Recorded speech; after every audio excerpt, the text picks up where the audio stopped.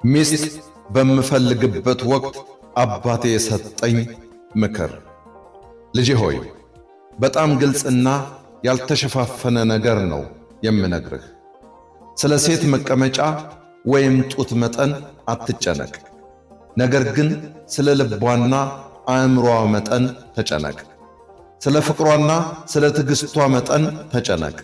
ምክንያቱም ከ5 ወይም ከ10 ዓመታት በኋላ ዋናው ነገር ጡት ወይም መቀመጫ አይሆንም። እንደምታየው እናትህ አሁን ጠፍጣፋ ደረትና ጠፍጣፋ ለማለት የሚቻል መቀመጫ ነው ያላት። ነገር ግን አሁንም በደስታ አብረን እንኖራለን። አሁንም ወዳታለሁ፣ እሷም አሁንም ትወደኛለች። ገንዘብ የምትወድ ሴትን ተጠንቀቅ።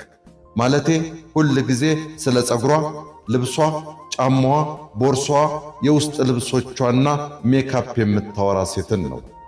ጋብቻ ሙሉ በሙሉ ስለ እነዚህ ነገሮች አይደለም። ያለ ሜካፕ፣ ልብስ፣ ጫማና የውስጥ ልብስ ጥሩ ትዳር ይቆማል። ነገር ግን ያለ ፍቅር ምንም ትዳር ሊቆም አይችልም። እናትህን ሳገባ መኪናም ሆነ የራሴ ቤት አልነበረኝም።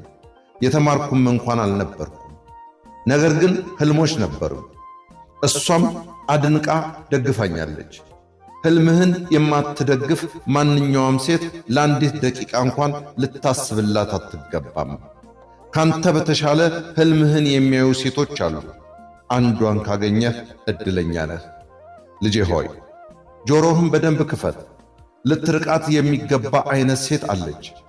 እንዲህ አይነቷን ሴት የማግባት ስህተት እንዳትሰራ፣ አለበለዛ ትጸጸታለህ። ማለቴ ሁል ጊዜ ስለ ሁሉም ሰው መጥፎ ነገር የምትናገር ሴት ናት። እንዲህ አይነቷን ሴት ካየህ ሽሽ። ልታገባቸው ከምትችላቸው እጅግ መጥፎ ሴቶች መካከል አንዷ ስለ ሁሉም ነገር የምታማርር ናት። ይህን ከገዛ ያኛውን መግዛት ነበረብህ ትላለች። ይህን ካላደረግ ያኛውን ማድረግ ነበረብህ ትላለች። እባክህም ራቅ። አብዛኞቹ ሴቶች ማውራት ያስደስታቸዋል። ነገር ግን ለ2 ሰዓት አውርታ ለ2 ደቂቃ የምታዳምጥ ሴት ለወደፊቱ አደጋ ልትሆን የምትችል ናት። ብልህ ሁን። አስመሳይ አጋርን በጣም ተጠንቀቅ። አስመሳይ ሴት ማወቅ ከባድ አይደለም። ሁል ጊዜ ስለ ሁሉም ነገር ሁሉን አውቃለሁ ትላለች።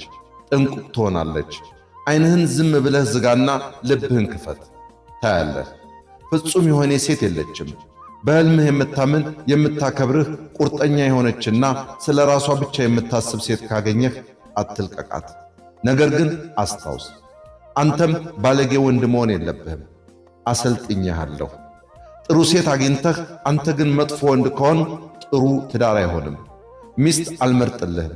ነገር ግን ምክሬን ሰጥቼሃለሁ። ስታገኛት ለምርቃቴ አምጣት። የምትጨምርልህን እንጂ የምትቀንስብህ ያልሆነ ሴት ያጋጥምህ። በለጠ እሸቴ ዘሀገረ ኢትዮጵያ